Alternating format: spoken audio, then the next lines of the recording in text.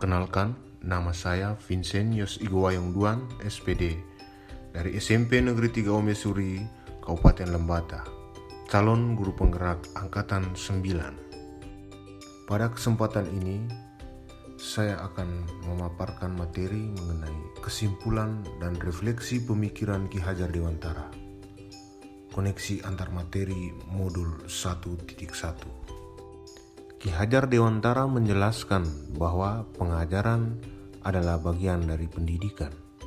Pengajaran merupakan proses pendidikan dalam memberi ilmu atau berfaedah untuk kecakapan hidup anak secara lahir dan batin. Pendidikan memberi tuntunan terhadap segala kekuatan kodrat yang dimiliki anak agar ia mampu mencapai keselamatan dan kebahagiaan yang setinggi-tingginya, baik sebagai seorang manusia maupun sebagai anggota masyarakat. Sedangkan pengajaran merupakan proses pendidikan dalam memberi ilmu atau berfaedah untuk kecakapan hidup anak secara lahir dan batin. Jadi, pengajaran dan pendidikan yang berguna untuk peri kehidupan bersama yaitu memerdekakan manusia sebagai bagian dari persatuan rakyat. Manusia merdeka adalah manusia yang hidupnya lahir atau batin tidak tergantung pada orang lain, akan tetapi bersandar atas kekuatan sendiri. Pendidikan menciptakan ruang bagi murid untuk bertumbuh secara utuh agar mampu memuliakan dirinya dan orang lain atau merdeka batin dan menjadi mandiri atau merdeka lahir. Ki Hajar Dewantara menjelaskan bahwa tujuan pendidikan yaitu menuntun segala kodrat yang ada pada anak-anak agar mereka dapat mencapai keselamatan dan kebahagiaan yang setinggi-tingginya, baik sebagai manusia maupun sebagai anggota masyarakat.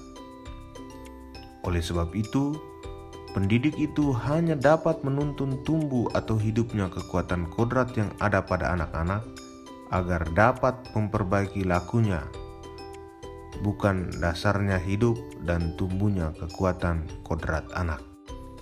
Dalam menuntun laku dan pertumbuhan kodrat anak, Ki Hajar Dewantara mengibaratkan peran pendidik seperti seorang petani. Anak-anak seperti biji tumbuhan yang disemai dan ditanam oleh paktani di lahan yang telah disediakan.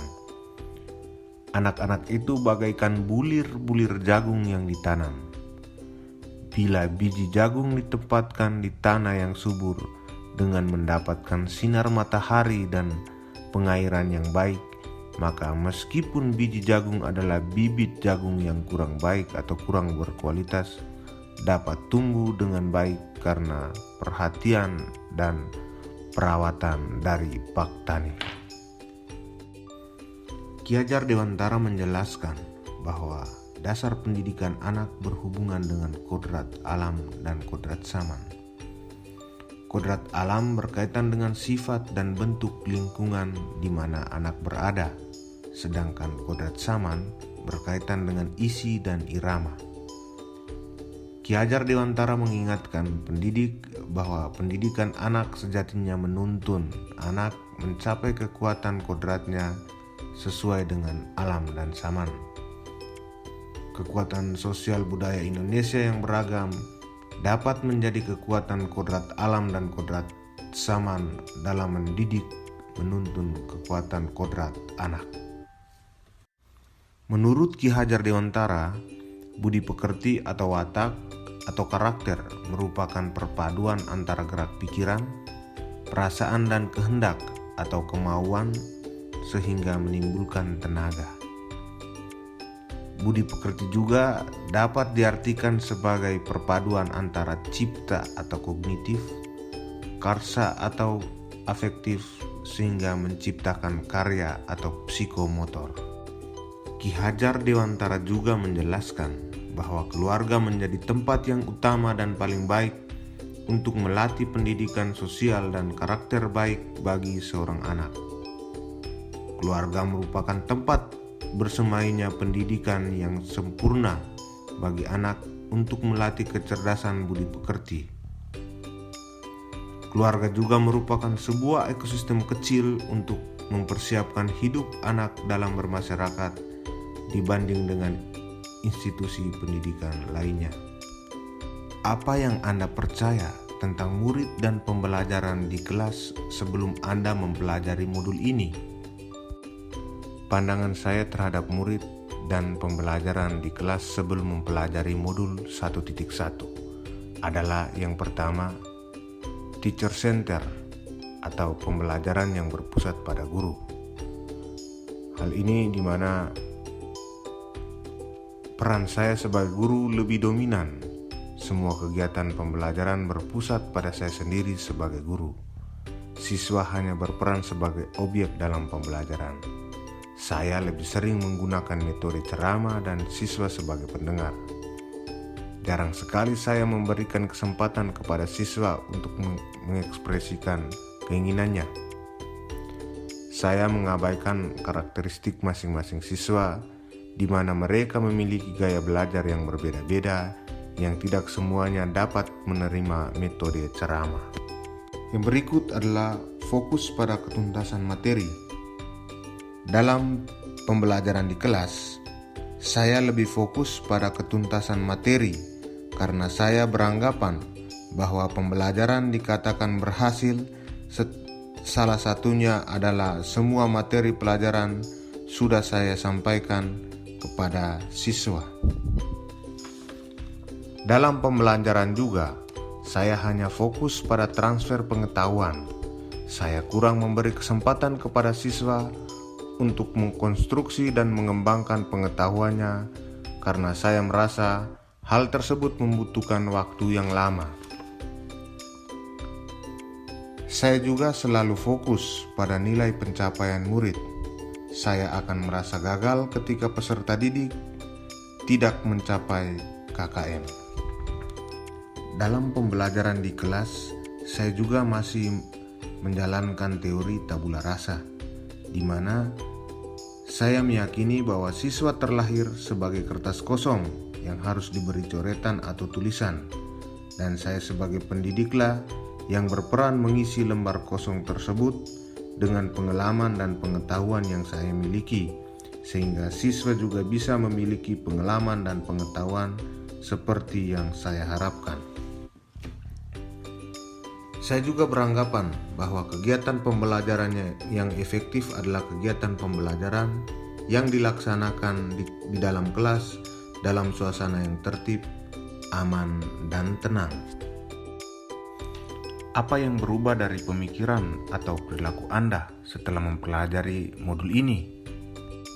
Setelah mempelajari modul 1.1, saya menyadari bahwa pembelajaran seharusnya lebih banyak melibatkan siswa atau disebut juga dengan student center, di mana pembelajaran bukan lagi berpusat pada guru atau teacher center, tetapi pembelajaran harus berpusat pada murid atau student center, di mana murid bukan lagi sebagai objek, tetapi murid berperan sebagai subjek pembelajaran, sehingga murid bisa lebih bebas berekspresi, mengemukakan pendapat, dan berkreasi. Guru berperan sebagai fasilitator yang memfasilitasi pembelajaran dan memberikan kesempatan kepada murid untuk tumbuh sesuai dengan kodratnya. Selain itu, setelah mempelajari modul 1.1, saya juga menyadari bahwa pembelajaran seharusnya menuntun siswa sesuai dengan minat dan bakatnya. Sebagai seorang pendidik, saya tidak boleh memaksakan siswa untuk menyenangi atau menguasai semua mata pelajaran. Setiap anak terlahir dengan minat dan bakatnya masing-masing. Tugas saya adalah mengarahkan minat dan bakat tersebut agar bisa berkembang optimal sesuai dengan kodratnya. Setelah mempelajari modul 1.1, saya menyadari bahwa pendidikan bukan hanya mentransfer pengetahuan saja, melainkan menuntun dan memerdekakan murid untuk dapat menumbuh kembangkan potensi yang dimiliki sesuai dengan minat dan bakatnya. Selain itu, KKM tidak lagi menjadi fokus utama saya dalam mencapai pembelajaran. Saya mulai memperhatikan semua aspek pembelajaran, yaitu kognitif, afektif, psikomotor, spiritual, sosial, dan budaya. Setelah mempelajari modul 1.1, saya juga menyadari bahwa siswa adalah kertas yang sudah ada coretan samar atau buram.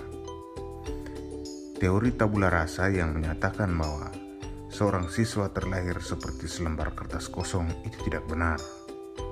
Mereka adalah selembar kertas yang sudah ada coretan samar atau buram, berupa sifat atau perilaku yang baik dan tidak baik. Tugas pendidik adalah menebalkan sifat atau perilaku anak yang baik dan perlahan menghapus atau menghilangkan sifat atau perilaku anak yang tidak baik.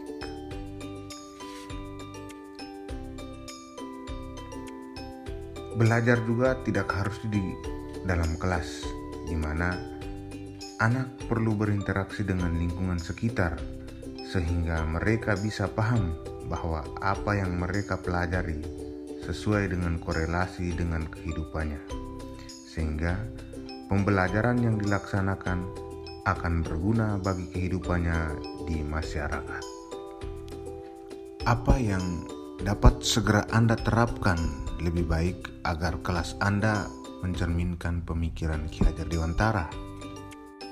Yang akan saya terapkan agar kelas saya mencerminkan pemikiran Ki Hajar Dewantara diantaranya mengenali dan memahami karakter murid melalui asesmen diagnostik sehingga kegiatan pembelajaran sesuai dengan kebutuhan dan keinginan murid. Selain itu, melibatkan murid dalam menyusun pembelajaran sehingga pembelajaran dapat dijalankan sesuai dengan minat dan bakat murid masing-masing. Selain itu, saya juga akan merancang pembelajaran yang diselaraskan dengan sosiokultural, di mana kegiatan pembelajaran memanfaatkan lingkungan sekitar sekolah, sehingga siswa dapat mengenali dan melestarikan budaya yang ada. Dan penanaman budi pekerti dengan cara melakukan pembiasaan sebelum pembelajaran, saat pembelajaran, dan pada akhir pembelajaran berlangsung. Sekian dan terima kasih. Salam sukses buat kita semua.